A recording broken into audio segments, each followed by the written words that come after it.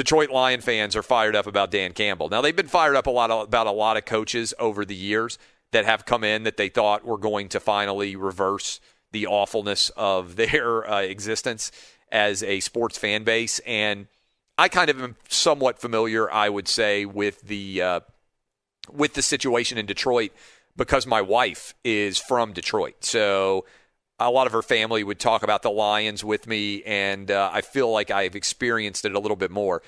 You know, the Lions have not won a playoff game in 29 years, and they only have one playoff win since 1957.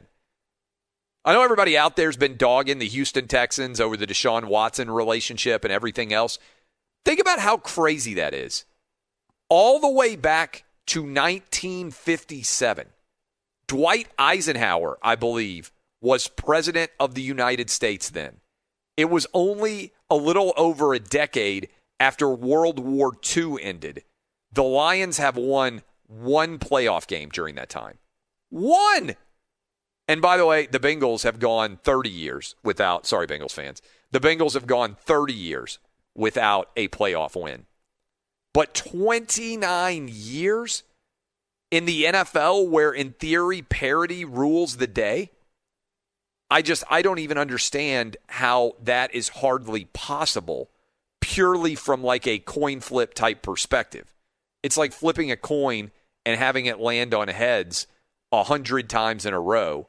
That's kind of what the Lions had to pull off in order to only have one playoff game since 1957. Well, Dan Campbell has now been hired, and Dan Campbell met the media and had his press conference, and we have pulled 30 seconds from it that I want to play for you right here. And here is Dan Campbell breaking everything down.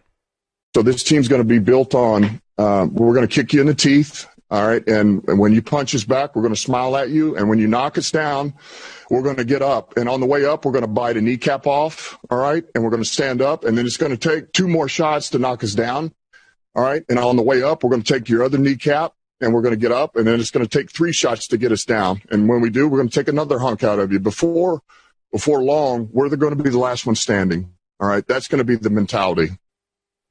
All right, this is unbelievable. This is amazing. I kind of understand if you're a guy in the trenches, if you're an offensive or defensive lineman, how you would want to embrace this gladiatorial style combat. But if you are Matthew Stafford and you have seen coaches come and go and it doesn't seem to matter who they are, you find a way to be on a team that still loses. Are you now in the back 9 of your career in any way convinced that Dan Campbell is going to change things for you? Is this like the cerebral assassin that you think you might need in order to make your offensive attack more efficient than it's ever been before, to get you past Aaron Rodgers in the NFC North, Kirk Cousins, and whoever the Bears end up with quarterback? No.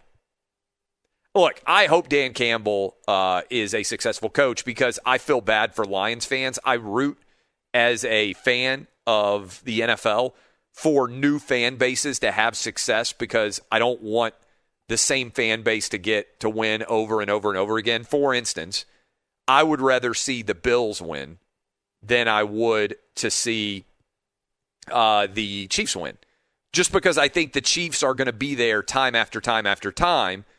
And so it's easier for me to root for the Bills, who haven't been to the Super Bowl since they had since Thurman Thomas and Andre Reed and that crew was out there running up and down the sideline. And so it's just a lot easier for me to root for the new team than it is to root for the old team, right? It's easier for me, for instance, to root for the Tampa Bay Buccaneers with Tom Brady than it was to root for the New England Patriots with Tom Brady. I would like for everybody to be able to experience a championship at some point in time, as opposed to one team hog a ton in a row, like I think the Kansas City Chiefs, if you heard me in the open of the show, are going to inevitably end up doing. But this is a fun, engaging press conference. It isn't a press conference that if I'm Matthew Stafford and potentially my time in Detroit could be over, convinces me that suddenly we're going to make a playoff run and win a division title with Dan Campbell. How do you think? How would you respond if you heard this? If you heard this press conference and you're Matthew Stafford, Dub? I'd probably start crying. I mean, how much more does he have to go through? This is not the press conference you want to hear. I mean, imagine Lions fans. You just mentioned since 1957, They've had one playoff win since 1957. God, I feel so sorry for Detroit Lions fans. I truly do. I mean, it is a sad, sad existence. And then you get all excited, and your new head coach is spewing this kind of stuff. And they gave him a 6-year deal. Since the Super Bowl started, the Detroit Lions have won one playoff game. I mean, think about how incredible. I'm not saying I have been to one Super Bowl. I'm saying since the Super Bowl started, what are we at, 55 now? I get all confused, like many of you do, with the with all the Roman numerals. I think last year was LIV, wasn't it? LIV, the Roman numeral we're on 54. 55 coming up in February. Yeah. So I think we're on 55 right now. And obviously 1957 is a pre-Super Bowl era, so it even goes back further than there. But just to crystallize that for everybody out there, since the Super Bowl started, since we began to call the championship in the NFL the Super Bowl, we have had one playoff win for the Detroit Lions. That's unfathomable.